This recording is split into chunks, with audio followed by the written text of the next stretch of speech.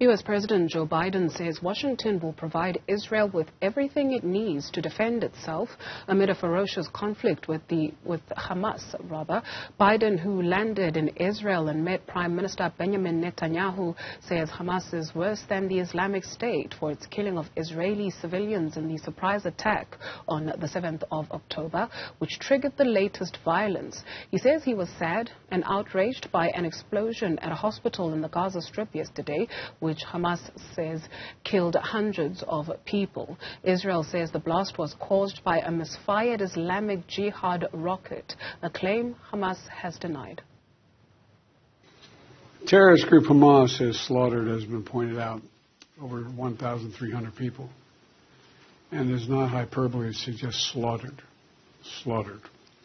And including 31 Americans as part of that. And they've taken scores of people hostage, including children. You said, imagine what those children hiding from Hamas were thinking. It's beyond my comprehension to be able to imagine what they're thinking. Beyond my comprehension. They're committed evils that and atrocities that make ISIS look somewhat more rational. You know, Americans are grieving with you. They really are. And Americans are worried. Americans are worried because we know this is not an easy field to navigate, what you have to do. But the fact is that Israel, as they respond to these attacks, it seems to me that have to continue to ensure that you have what you need to defend yourselves. And we're going to make sure that occurs, as you know. And we have to also bear in mind that Hamas does not represent all the Palestinian people and has brought them only suffering. Okay, let's get you the very latest on developments unfolding in the Middle East. We're now joined by Abeer Barakat, an academic and activist. Thank you very much, ma'am, for your time this afternoon.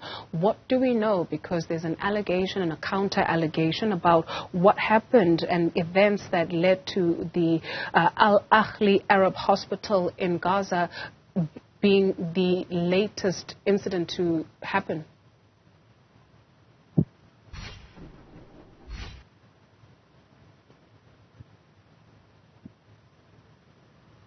Ms. Barakat? Hello, can you repeat the question? Sure. Can you repeat the question? Because there's instability in my connection. No worries. There's been an allegation and a counter-allegation on both sides of Hamas and the Israeli government. And so what do we know about the attack on the hospital, the Al-Ahli Arab Hospital in Gaza? Okay, thank you. Thank you for having me, first of all. Well, let me set the record a little bit here. First of all, this hospital, it is a Baptist hospital that is run by the Anglican Church in Gaza, and it's been working in Gaza since 1885, something like that. So it's one of the oldest hospitals in Gaza. It's even older than the Zionist entity in Palestine. And people were seeking refuge in the hospital because of the threats neighborhoods around, so that's why the number of casualties was very high. About the allegations, well, I really wonder why the world and why Joe Biden still believes the lies of Israel, or maybe he is actually fabricating these lies with them because they are having their own agenda set over there to wipe out the Palestinian people. I find this a complete joke to believe that this massacre happened by a mistaken launch of a jihad missile on that was supposed to go to Israel, and it's fallen on the people in the hospital. This is total nonsense. It makes me angry even to think about that. And the IDF general is going out in a press release, and he says, well, we have intelligence and we have radars telling that this is a rocket by jihad. Come on, where were your intelligence when your borders were, broken by the Hamas fighters? Where have you been? Have you waken up right now? This is nonsense. As a Palestinian living in Gaza, we all heard the warplanes. We all heard the bombs. We can make a difference between a bomb coming down on us or a bomb coming out of Gaza. We can make a difference. So I think the next step is, why not to have an interrogation, or to have a committee to make an investigation, international investigation about what happened, to prove to the world, to the foolish world, let me say this, that this is done by Israel, because a lot of idiots in the world are believing that this is something happened by Gazans. And I'm very furious because of this. And now we are talking, instead of thinking about this heinous crime and the crimes that Israel continues to commit against Palestinians, that who fired this rocket? Ms. Barakat. And you know what really makes me angry is that after this bombardment of the Baptist hospital, Israel rudely continued to bomb civilians till last night until this morning.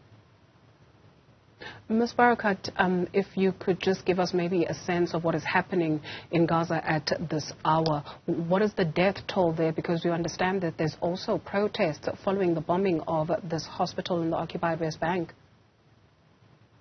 I cannot give you a number of the death toll because it's rising per minute. I'm really sorry to say this. And people are dying in dozens. I just been, reading the WhatsApp news about the death toll, and every hour, every minute, we see the number of people being murdered. And it's in masses because they murder families, they wipe out families, they target very populated areas. And now in this difficult time, a lot of the people are living together. They are finding shelter together. So in one home, for example, in one, let's say, apartment, you can find up to 30 people staying, just finding refuge with each other. That's why the death toll is rising. That's why every minute you find numbers of murders like 30 or 40. Like this morning, we woke up on this massacre in a nearby neighborhood with 40 people, including 60% of them are children. So the situation right now is horrible. And I have said this before, I'm going to say it again. We are living in a living hell. This is the living hell that we are living. And there is no hope for us so far, because what we see is that the people are going out in masses and in protests, but the governments are doing nothing. I think if this happened in Iraq, I think the whole world, the United Nations, would go and have sanctions on Iraq or on Iran and start a world action.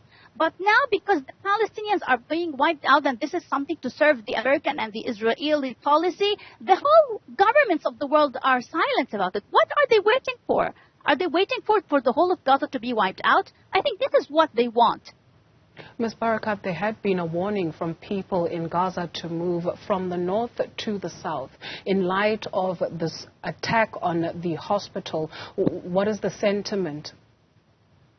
Yes, actually, they have warned the people in the north. That's number one. Number two, they have warned hospitals, which means, a sentence to death to all the people in the ICU or people who lives are in danger, who you cannot move from one section to another in the hospital. So they have warned the 22 hospitals in Gaza to evacuate, which is nonsense. And they didn't stop at this point. They kept bombing around these hospitals so that they would scare the staff and the people who seek refuge in these hospitals. And people didn't listen.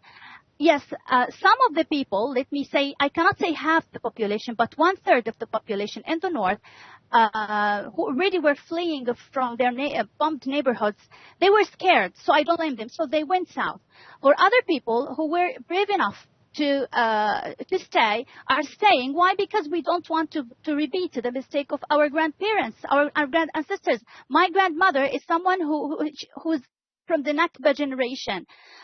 She was a migrant from the city of Jaffa in 1948, and she kept saying this until her last breath, that we made a mistake, we shouldn't have left. They left because they were bombing around them, so they were scared, and they thought that when things are calming down, they will go back, but they never went back.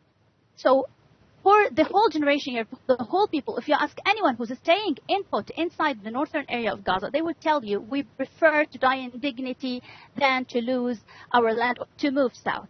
So that's one. Two, The problem is that where to go in the south? I have no friends or relatives in the south. Where am I going to? Where to go? To go in schools? The situation is horrific in the schools. People are not finding water to drink or to go to the toilet, the basic human need. And people are staying in the streets. And number 3, they have bombed the people who were evacuating south on the road, and they have bombed them in the places they found shelter in. So they keep saying, go south, and they kill the people in the south, and they kill people in the north. So this is mass killing. There is no secure place in Gaza, and this is total funny. And we hear about them saying that we are going to migrate us to Sinai, thanks to Egypt for refusing this kind of proposal, because we are not going to leave our land again. So what are they doing? What do they want? Gaza is already a very condensed and heavily populated area. So now they are even shifting us to the north, which means suffocating more of us. So we are already being, put in the largest open-air prison in the world, and now they are even putting us even more in a closer prison. And then they are going to wipe us out altogether. Ms. Barakat, you mentioned that you are not for the idea of moving to the south because who do you stay with? Where you are, what kind of conditions are people faced with? You mentioned water, and so we understand that the water infrastructure, because of the bombings and the damage that has been caused, is not safe for human consumption. We understand that diesel supplies are also running low, meaning how do people get around, or what do you eat, what do you use to cook? The hospitals or the places that are there for health care, what are they running on?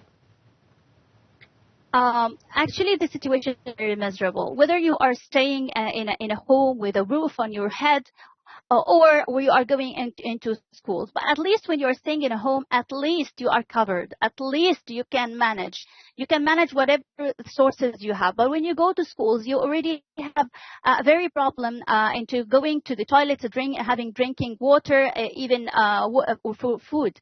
As for us here, for the people who stayed in the north, somehow we all together put whatever we had in our homes that doesn't need a refrigerator, something that can last for days, because we don't have electricity.